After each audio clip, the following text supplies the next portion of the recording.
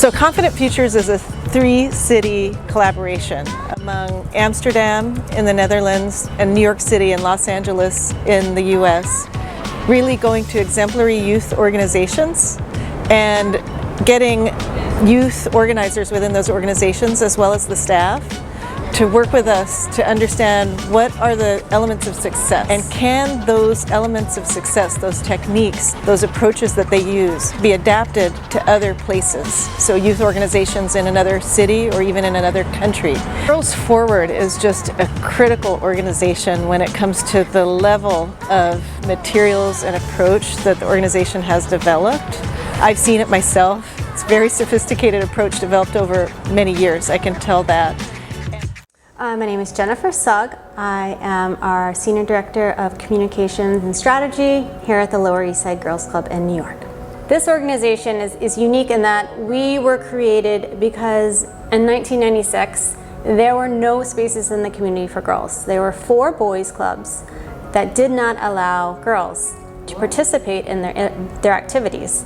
So a group of mothers came together and they were fed up with this, and they developed this idea, this concept of a girls club, and with that they started doing crafting and photography activities out of their living rooms, out of storefronts, whatever spaces they had available to them.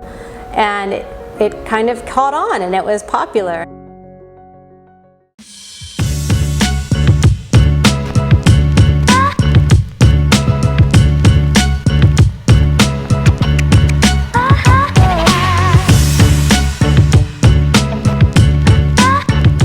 I'm 𝘏𝘦𝘭𝘦𝘯𝘢. I'm the Executive Director at 𝘊𝘰𝘯𝘯𝘏 Cultural Arts Academy.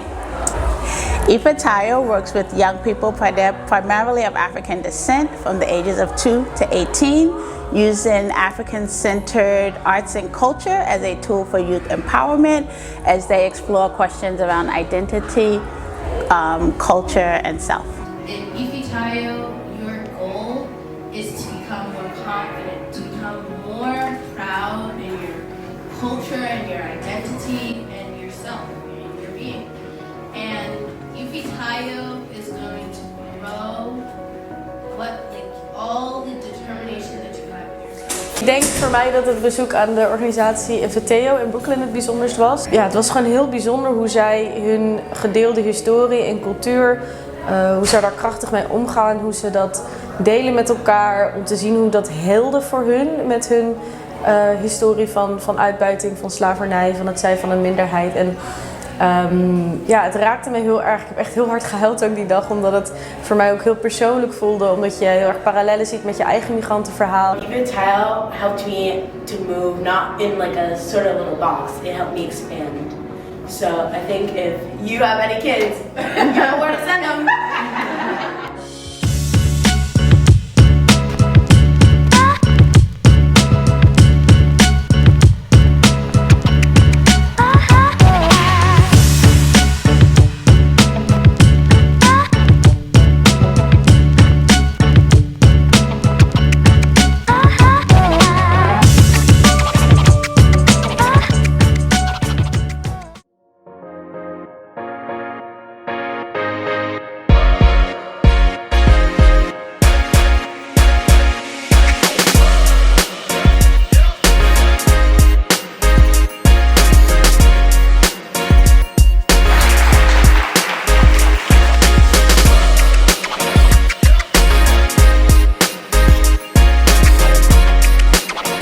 What happened?